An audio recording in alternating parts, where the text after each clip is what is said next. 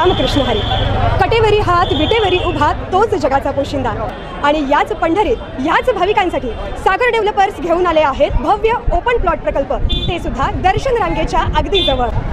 इथे पाठीमागे आहे दर्शन बारी. नगरपालिका हद्दीतील नियोजित आराखड्यातील 50 फूट डीपी रोड.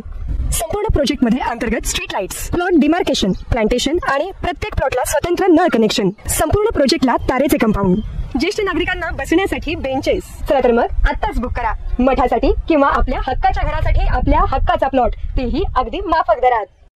ताज्या घडामोडी पाहण्यासाठी आमच्या YouTube चॅनलवरील PVR म्हणजेच पंढरी वार्ता या न्यूजला सबस्क्राइब करा आणि शेजारील बेल आयकॉनवर क्लिक करा. राष्ट्रवादी काँग्रेस शरदचंद्र पवार पक्षाच्या जिल्हाध्यक्षपदी शुक्रवारी मोहिते पाटील गटाचे वसंत नाना देशमुख यांची निवड झाली. काका साठे यांना प्रदेश उपाध्यक्ष देण्यात आलं. जिल्हाध्यक्ष पदावरून हटवल्यामुळे साठे गटात नाराजी पसरल्याची चर्चा होती.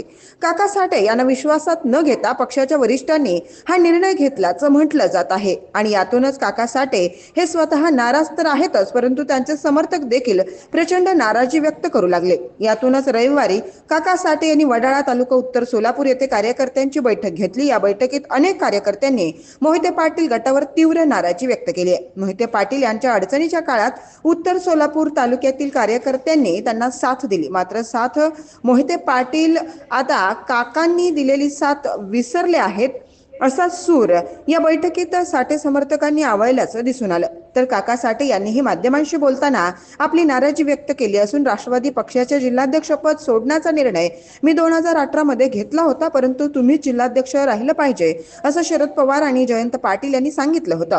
त्या काळात अनेक लोक पक्ष सोडून जात होते. केवळ शरद पवार यांच्यावरील निष्ठेमुळे मी राहिलो. आज अचानक मला पदावरून काढण्याचे कारस्थान करण्यात आलं.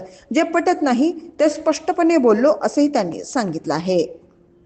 राष्ट्रवादी काँग्रेसच्या जिल्हाध्यक्षपदी वसंत देशमुख यांची निवड झाल्याचं पत्र 12 जून रोजी माजी उपमुख्यमंत्री विजयसिंह मोहिते पाटील यांच्या हस्ते प्रदान करण्यात आलं होतं.